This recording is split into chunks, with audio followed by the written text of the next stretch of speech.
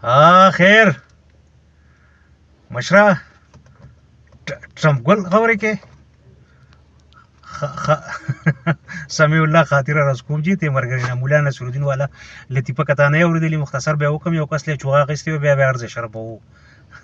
هغه دی اوریدل یو دا به نه اوریدلی چې یو کس تبلیغانو یو کس په تبلیغ کې بوته او چرسي او هر چاته بیا غیبت کوو چیر جی دا په چرس مخ کې به چرس کولو پر هو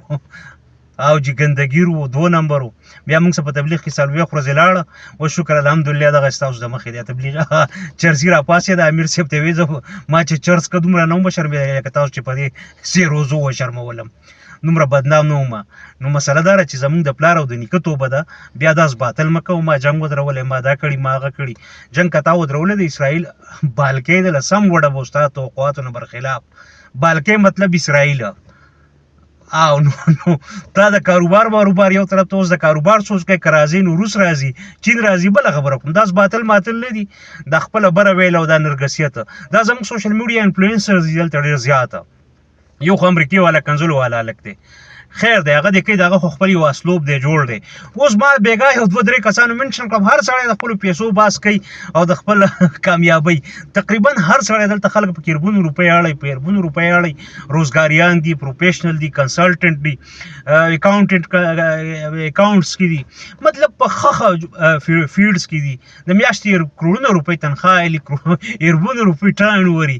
هغې دا دونه بد حل نه کوي لکه زموږ د سوشل میډیا انفلوئنسر چې کوي سړی ډېر بده واک وړو بونډه مزاق لکه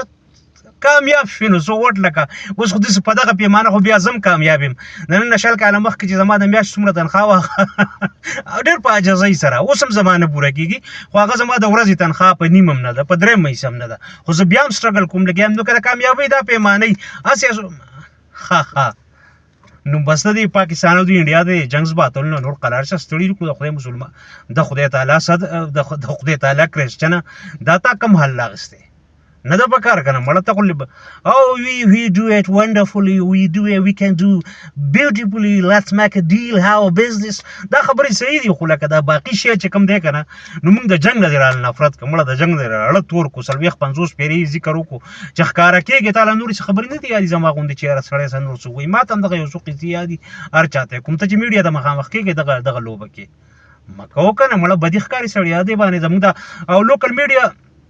لوکل سوشل میډیا انفلوئنسر هم دا شی کوي نو ډېر سپک کار دی مړه سړی بدی ښکاري کنه بس ته دنیا مشري تا حواله شوه د هغې مطلب دا نه چې ټول خلک پېډه ته خولې له دې راوستو مسلمانه خلک بکړل راغلی چې ټي وي کولاوی خبر کولاوی چې ستا شکل ښکاري ما ته فوري پته لګي چې سړی به اوس بیا وایي چې I have made them deal I want to make them deal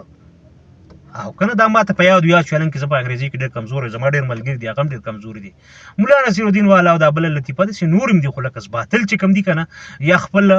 بره ویل کسرین افسۍ نه کار اخیستل غواړي دا د مشرقي مغربي دواړو روایاتو خلاف ده او ستا ته په دې کال کې دا هم یم چې مړه دا خلک پوهه کوي دا فیسبوک پیجونه ولې ډیټ کړه خپل سکرین شاټ د پیسو ټکو شیر کوي لکه دا ګوډ ویل کې خو نه د سوشل ګوډ ویل نه دی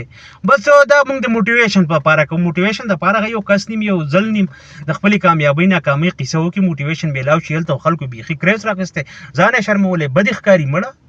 او که نه بس دغه عرض مې کوو باقي د اسرائیلو خداره چې زه جنګ په حق کې نه یم ستا د توقع برخلاف یې تاله کسان وویل که نه